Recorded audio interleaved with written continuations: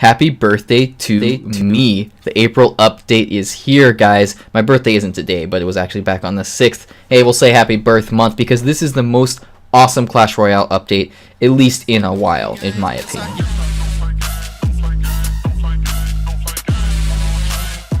Alright guys, we're going to go ahead and skim through here on Reddit on the official patch notes. And I'm just going to kind of give you guys my opinion and my reactions towards these changes and what I think about what they're implementing and what they changed and things like that.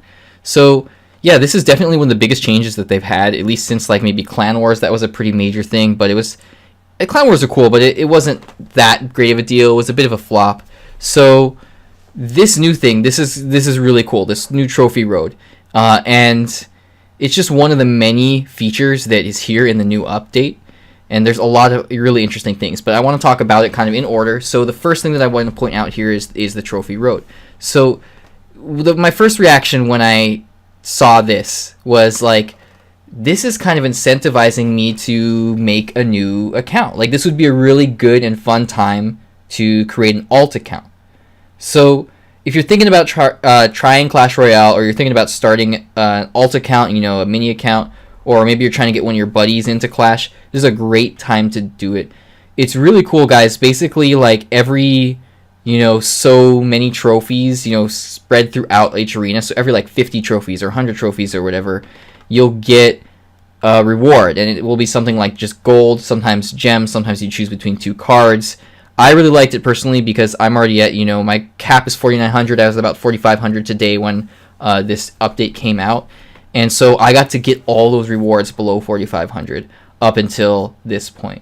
So it's really awesome. It's a really great new incentive to get new people to play the game. Or if you're thinking about trying the game out yourself, or even if you just want a bunch of free rewards, you've been playing for a while, it's awesome. I like it. How many times am I going to say awesome? Anyway, another thing that they did was trophy gates. And that's this thing here. This is really interesting. And it's kind of a death blow for any trophy droppers, and I'll admit I'm guilty of it on my alt account. Sometimes I'll drop trophies, to get the battles a little bit easier, but that's just the fun of playing on my alt account. I'm always trying to push trophies on my main account there. But anyway, it's not going to be an option for people like that or like me anymore, because they're having these trophy gates where like once you reach say 2,000 trophies, you can never drop below 2,000 trophies again. So that'll be really interesting. They're giving us free chest speed up boost every new arena for 24 hours. Let's see what else. New rewards every season. They did take away the draft chest at the end of the season above 4K, which is kind of a not so great for some of us. But I really like the new advancement system and the new progression system, and it's really great overall, I think. This is cool. View your friends' progress. View their progress on Trophy Road. Yeah. It doesn't seem too great actually, because you can just see their trophy count, right? Anyway, that's besides the point. Let's go ahead and go on to the next thing here. Now, this is an interesting new implementation, and that is the Earthquake card. And this is a concept card that's been around for a while. I know that a lot of people have suggested this card, and it's interesting to see it implemented into the game and how they did it. It costs 3 elixir, it deals DPS, but it does way more damage to buildings, crown towers not included, than troops. So let's say it does, I don't know, 100 damage. I'm just spitballing here. I don't know how much damage it does. Let's say it does 100 damage to troops. It'll do 400 damage instead to furnaces and inferno towers and elixir pumps, most importantly. But it'll still just do 100 damage to princess towers. It slows a little bit, and it does a little bit of damage over time, so it's kind of like the old poison, but it doesn't do nearly as much damage as a poison to troops or to crown towers. So again, it's mostly for buildings. It's got a small, slow, and AoE damage effect, but overall, it's not that great against troops, and it does not target air units. My guess, my educated, hypothesis, I guess here, based on my little bit of research, from watching like CWA and SirTag, I agree with it fitting into like minor poison decks, and it's kind of going to take the place of poison. I think it'll also be great in like giant decks and things like that. It's going to be a really interesting spell because it'll really counter buildings really well, and it only costs 3 elixir. So if there's a building heavy meta, like that time that Goblin Hut was everywhere, or when there was like Barbarian Hut everywhere, or like when 3M was rampant, and then you had elixir pump all the time. Like, this is going to become the card that goes into the meta to replace that. So I don't know, guys. It'll be interesting to see how it plays out. All right. Next, we have the Mega Deck. Create a Mega Deck from 18 cards. It's just twice the amount, or sorry, twice plus 2 the amount of cards. So 10 more cards. It's really interesting because you're going to have to develop all kinds of new strategies. We're going to have to like figure out a new meta for this. I think the meta is going to be really wonky and wacky at first, and then after a while, people are going to kind of, you know, settle down, get the hang of things, and they're going to see, you're going to see, or we're going to see, how many times can I say it, a more established meta, and you're going to see, like, okay, everybody's running, like, Lava Hound and Golem and a bunch of cards to support that. I have no idea if that's what people are going to do. I'm just coming up with something off the top of my head. So it'll be interesting to see. It'll be a new meta. I'm not too excited about it. It doesn't seem too enthralling. They're just like, oh, here, have bigger decks. Take more cards. Like, it's nothing too new and exciting and original to me, but I'll take it. It'll be, you know, I wasn't excited about the Hog Race Challenge, but that turned out to be really a whole lot of fun. So I'll take it. We'll see how it goes. Elixir Capture. I have seen this in videos and stuff already. So there's elixir storage in the center and the elixir storage on both sides of the arena. And the one in the center, I think, gives 2 elixir, and the ones on the sides only give 1. And whoever destroys them first, they have equal health bars for each player. So, like, blue can do 1,000 damage, and red will still have to do 2,000 damage if he hasn't done any, for example. So they've got their own health bars for each player, and once they destroy them, then you get that elixir. So the 2 elixir, the 1 elixir, respectively, depending on which one you are destroying. So it's a fun little change of pace. It incentivizes you to focus damage onto, you know, putting stuff down to focus damage onto those elixir collectors rather than playing more passively and waiting for your opponent. I think it's going to encourage a more aggressive style of gameplay. Now, Dragon Hunt, coming this weekend, it says. This will be real interesting. I saw this on CWA as well, and it's going to be, surprisingly, it's going to introduce some new strategy. Like, I thought Hog Race wasn't going to be that great, but it turned out to be really awesome. So this one, you know, there's an egg in the center, and it'll spawn a random dragon, either Baby Inferno or Electro Dragon. I mean, that's like a 4 elixir investment. So, like, if you invest 4 elixir into that, that's like an equal trade for a free unit, essentially. You know, and it again implements new strategies and stuff that you wouldn't expect, or things that you wouldn't do in a normal match, because you're going to have to be applying more pressure to getting that troop out. I'm interested to see what kind of decks will prevail in these game modes, honestly.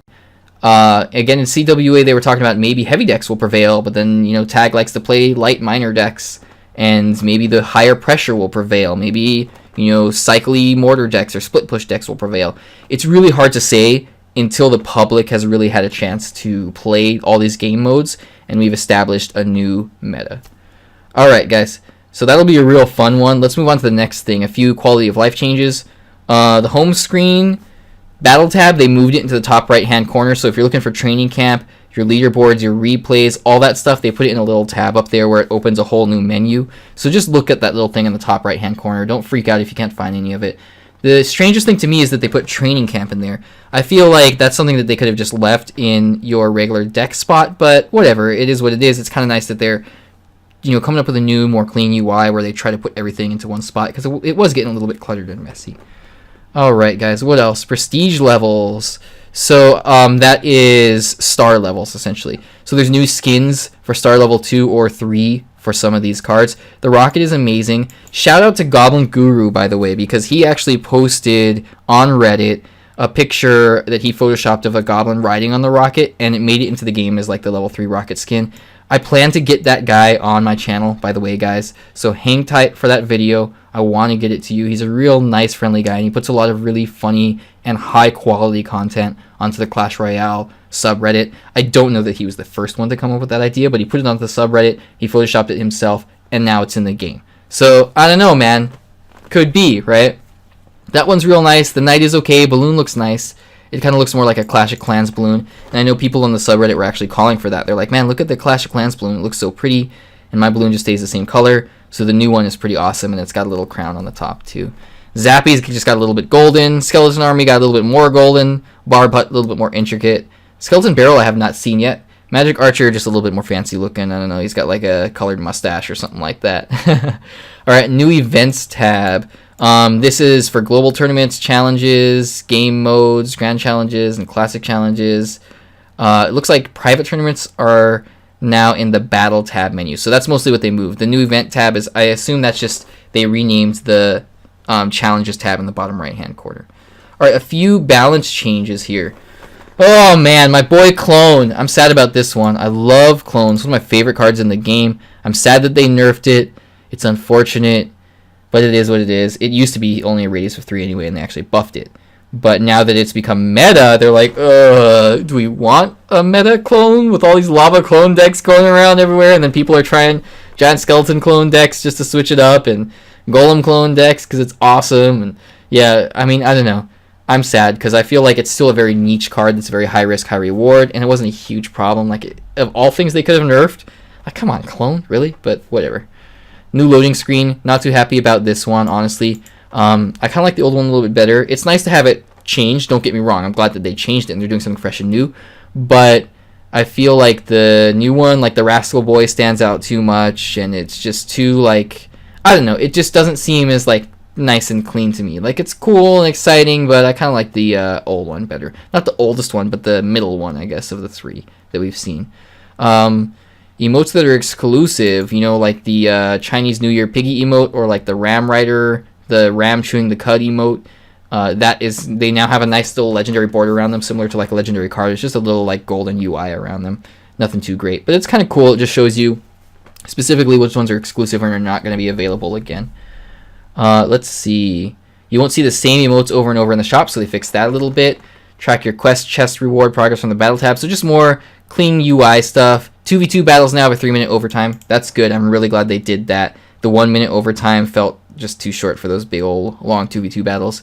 Oh, they changed some of the card images. So some of the artwork for the logos for the cards themselves, not for the building when it's on the ground, but the actual card icon. The Mortar, Tesla, and Goblin Hut just look a little bit fancier. Tesla looks pretty nice. They updated it. Looks a little bit cleaner, a little bit more electric. Live notification tab on News Royale. Last seen online. I really like that. I'm really glad for that. I'm actually going to go right after this video probably and kick out a bunch of old members, because we're always having trouble, like, is this person active, or have they just not been online in a while, or they just not participate in Clan Wars because they don't like Clan Wars? Like, we're not sure.